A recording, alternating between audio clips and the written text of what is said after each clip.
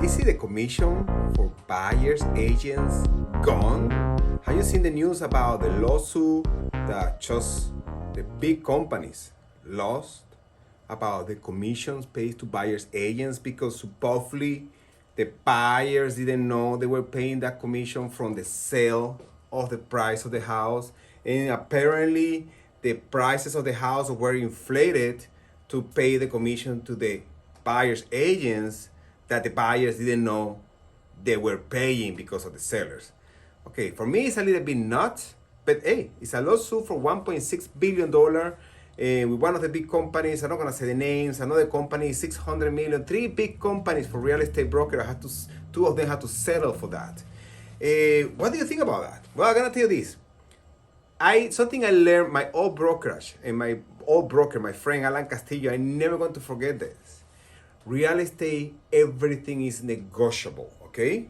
If you as a buyer didn't know an agent was getting paid the commission from the seller because the listing agent negotiating the commission that you as a buyer's agent or you as a buyer is gonna be paying to the buyer's agent on that negotiation. You didn't know anything about it? Well, I apologize. You buyer agent didn't explain you the situation, how it was.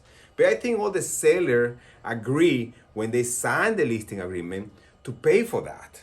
So honestly, for me, it's like a nonsense, but I understand the point. I know where you guys are coming from.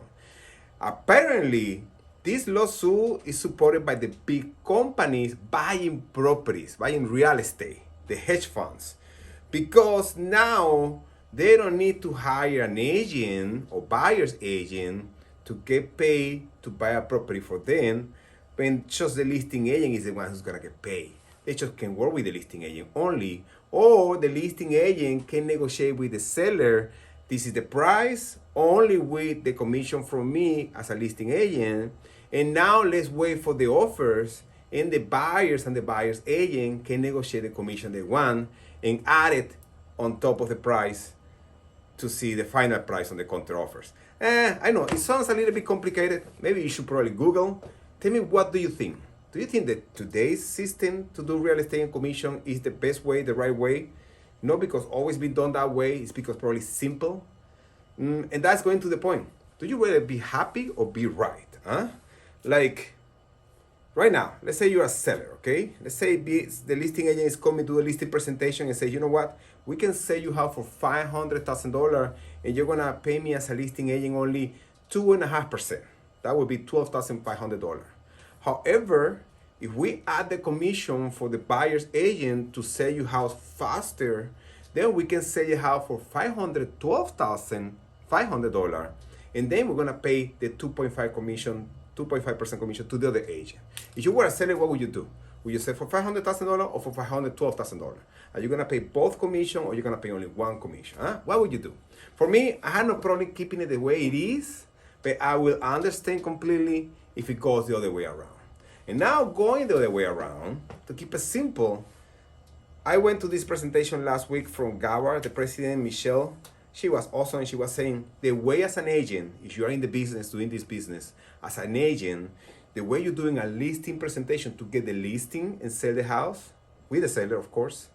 Now, you should be doing a buyer's presentation and sign a buyer's broker agreement to make sure that buyer is gonna be working with you. And that buyer's broker agreement, you're gonna disclose how much is the compensation you're expecting to be paid by the seller if the buyer doesn't have the money. That is probably more likely the case, because I don't think anybody right now buying a house is gonna be paying $10,000, $20,000 out of the pocket for commission when barely making it to have the down payment and the closing costs, unless you're an investor. But you're an investor, if you find a great deal, I'm very sure you probably pay. If you find a house under the market value for 10, 20%, I don't think you as a buyer and investor, I don't think you care paying 1, 2, 3% to the buyer's agent. But that is a different thing. It's an investor. It's not a first-time buyer.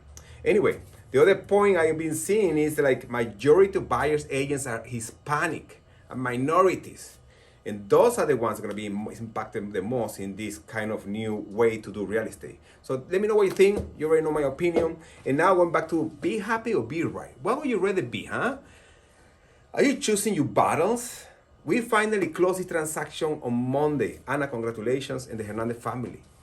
The seller decided to cancel last time. We talked about this last video, and the buyer ended up going to get the lawyer, and they got legal actions on it, and finally the seller accepted. I think the buyer had 100% right to do that, and they did it. They chose the battle. They were not happy at all to do it, and they just trying to fight for the right, to be right. And they did it, and we closed, and everything is done. But now let's go back to the point, like in general. Are you trying to fight for everything? I was the other day playing golf with one of my friend Chris, and he almost got a fight, a physical fight with a young guy playing golf because that young guy took the ball that Chris, my friend, was playing. I told Chris, you know what, I know it's your ball. It's okay, just drop another one. I'm not gonna hit you with another hit. Just play, let them go with your ball. But he couldn't let it go. He had to go and get the ball. He went and got the ball from the green where the other guy was playing and walk away. Of course, they got upset. And of course, Chris has all the right to be upset. The question is, do you want to be right? You want to be happy? For me, I'd rather be happy. I just let it go. That is why when I divorced, I didn't even get a lawyer. I just was happy it's over, and I'm super happy it's done. It's been years for that, but that's just an example. But everybody's different. I'm not saying that's the way to be all the time. I understand you have the right to fight for your rights. Choose the battle wisely, and that's it. Now let's go back to the market. Antelope Valley, October, we just closed right now. October inventory is just only 700 listings available. That is 40% down from 2022. Can you believe that? 40% down, less inventory from last year. The prices, we are up 4%. Average median price in the Antelope Valley, $470,000. However, we are coming from a little dip from the peak, 490, 2-3 months ago. Expected for the season. We knew, I talk about this on the videos, not only about the rates, it's the season. And now we're just going through the trend. What's gonna happen in the next 3-6 months?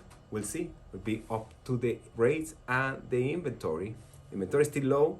I think the market's gonna still moving. All right, guys, that's it for now. This Friday is a holiday. We're not gonna be working in the office. I'm gonna be enjoying with Vilma and Bella Vista some wine tasting. And I'm gonna be having on Sunday the last game of the season with Sebastian and Barbie on baseball. That's it for now. By the way, Sebastian will get the best student of the month, and Barbara finally got the braces off, and she looks amazing. I love you, baby. All right, bye bye, guys. I'm leaving. Take care.